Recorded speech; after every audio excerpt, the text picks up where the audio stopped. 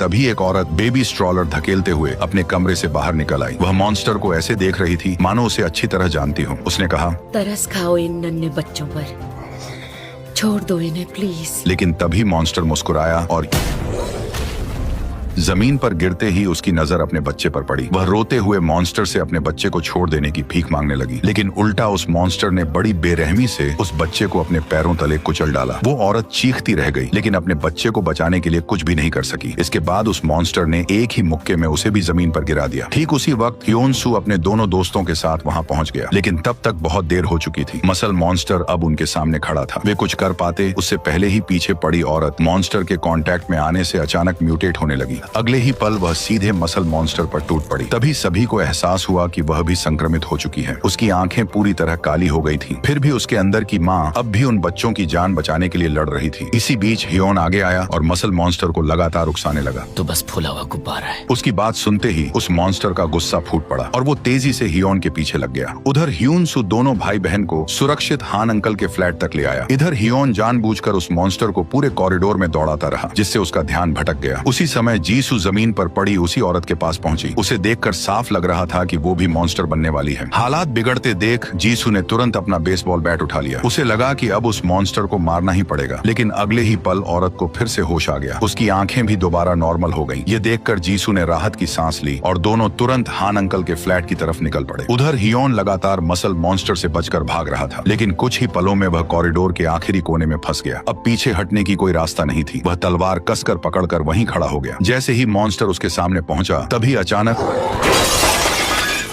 आखिरकार muscle monster का खतरा कुछ देर के लिए टल गया। इसके बाद सभी लोग हान अंकल के फ्लैट में इकट्ठा हो गए। काफी समय बाद उन्हें पहली बार कुछ पल की राहत मिली। सभी ने साथ बैठकर शांति से खाना खाया और बाहर से किसी तरह की मदद का इंतजार करने लगे। लेकिन उनकी यह छोटी सी उम्मीद भी ज्यादा देर नहीं टिक सकी। अगली सुबह अपार्टमेंट पर एक नई मुसीबत टूट पड़ी। एक औरत ने सबकी नजरों से बचकर चुपचाप मैन गेट वाला शटर खोल दिया।